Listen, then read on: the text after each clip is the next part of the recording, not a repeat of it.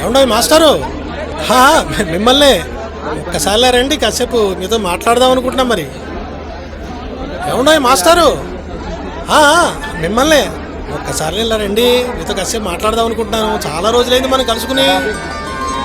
వచ్చారా?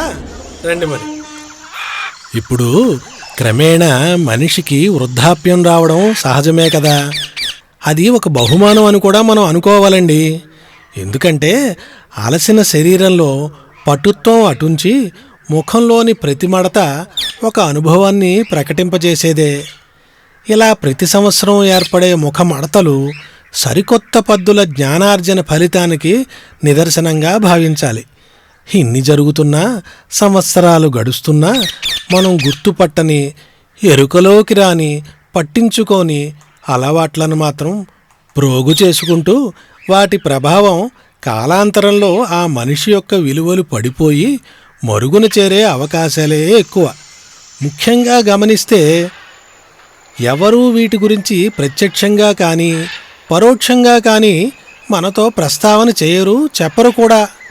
అందుకే జీవన సమరంలో మనతో అందరూ నవ్వుతూ వయసు మీరిన మనిషి అనుకుంటూ అడిగిన వాటికి సమాధానాలు ముక్తసరిగానే చెబుతూ మన వల్ల ఇబ్బంది పడేవాళ్లే ఎక్కువ. అవతలి వాళ్ళు ఎందుకిలా ప్రవర్తిస్తున్నారు అనేది గమనించకపోగా అహంకారాలు జోడై సమాధానాలు ఇస్తూ ఉంటారు.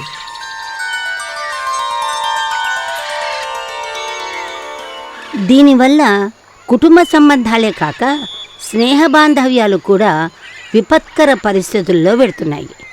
చిన్న ప్రయత్నాలే గొప్ప జాగ్రత్తలుగా పరిణమిస్తాయి. కొన్ని నిజాలు వాళ్లకు వాళ్ళు తెలుసుకొని గమనించి మసులుకోవాలి. చిన్న చిరునవ్వు, సరైన ప్రశంసలు చక్కగా అందించడం, ఎక్కువగా అవతల వాళ్ళు చెప్పినవి వినడం, ఆలకించడం కుటుంబాలు, స్నేహితులు మరింత దగ్గరగా అవడానికి దోహదపడగలవు. క్లుప్తంగా ఇవి మనలో కూడా దాగి ఉండవచ్చు.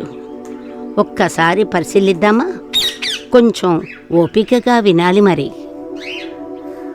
తరచూ సనగడం లేదా ఫిర్యాదులు చేయడం, వీని బదులు పంచండి అవతలి వాళ్ల సంబరాన్ని. వాళ్ల ఔత్సాహిక ఉద్దేశాన్ని గుర్తించి చిన్న చిరునవ్వుతో ఆస్వాదించండి. వాళ్లతో మమేకమయ్యే ఆ మంచి సమయాన్ని హర్షించండి. కొంతమంది ఎంతసేపైనా వాళ్ల రుగ్మతల గురించే మాట్లాడుతూ ఉంటారు. ఇది సరైనది కాదు. అందరికీ ఆరోగ్య సమస్యలు నిస్సందేహంగా ఉంటాయి. పిల్లలు అత్యంత శ్రద్ధ వహించి మన హెల్త్ గురించి విచారిస్తూ ఉంటారు. బదులు చెప్పినా, కొద్దిసేపు ముచ్చటించినా, మీకు ఇష్టమైన ఈ మధ్యనే చదివిన మంచి పుస్తకం గురించి విషయాన్ని మరలిస్తే వాళ్లకు కుతూహలంగా ఉంటుంది. సంతోషమే కాక హర్షిస్తారు కూడా. మరొకటి, ఎంతసేపు మీ లైఫ్ ఎక్స్పీరియన్సెస్ గురించే చెప్పడం తగ్గించుకోవాలి. తగదు కూడా. జీవితంలో సక్సెస్ లేదా ఫెయిల్యూర్, మనస్తాపాలు ఉండనే ఉంటాయి.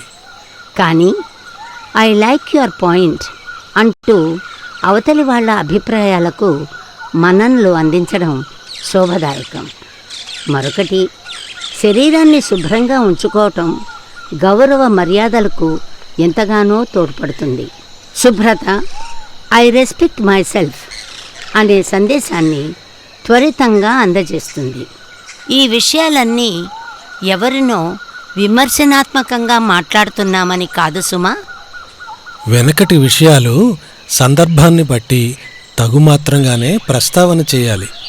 వీలైనంత వరకు పాజిటివ్గా మాట్లాడడం వలన మిమ్ములను అభినందించడమే కాక ప్రస్తుతం వాళ్ల ప్రపంచం ఇతర విషయాలలో అప్డేట్ అవుతున్నారే అని హ్యాపీగా కూడా అభినందిస్తారు. ప్రస్తుత యంగ్ జనరేషన్స్ గురించి విమర్శలు చేయడం, తప్పులను పాయింట్అవుట్ చేయడం కన్నా వాళ్ళ స్ట్రెంగ్త్స్ని పటిష్టం చేయండి. You are great, very creative, wow అన్న ప్రశంసలు ఎంతగానో వాళ్ళ మనోవికాసానికి సహకారాన్నిస్తాయి. పిచ్చాపాటిగా కథన శ్రవణాలు, ఒట్టి పసలేని కబుర్లు, అనవసర దుర్వార్త కథన ప్రచారాలు ప్రస్తావించటం ఎన్నటికీ తగదు. మనకంటే చిన్నవాళ్ళు కానీ తోటి సహచరులు కానీ మంచి విషయాలు చెప్పినవి నేర్చుకోవాలి, కుతూహలంగా ఆలకించాలి. ఇంట్రెస్ట్గా లేదని వినకపోవడం, అనుసరించదగినవి కావని ఒక పిచ్చి పట్టుదలకూడదు. ఒక చిన్న ఫోన్ కాల్ లేదా క్లుప్తంగా సమాచారాన్ని పంపించగలిగితే బంధాలు దూరంగా ఉన్నా మరింత గట్టి పడగలవు.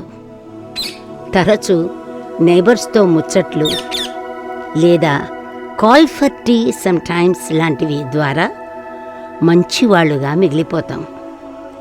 Respect grows when support is unconditional. చివరగా అవసరం లేని, అర్థం కాని ఉచిత సలహాలు ఇవ్వడం మానితే అన్నిటికన్నా పూర్తిగా అవతల వాళ్ళు చెప్పినవి శ్రద్ధగా వినడం కూడా ఒక కళే. ఐఎమ్ ప్రౌడ్ ఆఫ్ యూ అని అప్రిషియేట్ చేయటం, వాళ్ళ నైపుణ్యాలను అర్థం చేసుకోవటమే కాక అవతలి వాళ్ల ముఖంలో సంతోషాలు చూడగలుగుతాం. ముసలి వాళ్ళం అవుతున్నామంటే అది గోప్యత, విశేషాధికారం, ప్రత్యేకమైన హక్కుగా భావించాలి. మంచి గ్రేస్తో, కైండ్నెస్తో, జిజ్ఞాస, ఉత్సుకతతో మెలిగినప్పుడు అభినందనలే చుట్టుముడతాయి.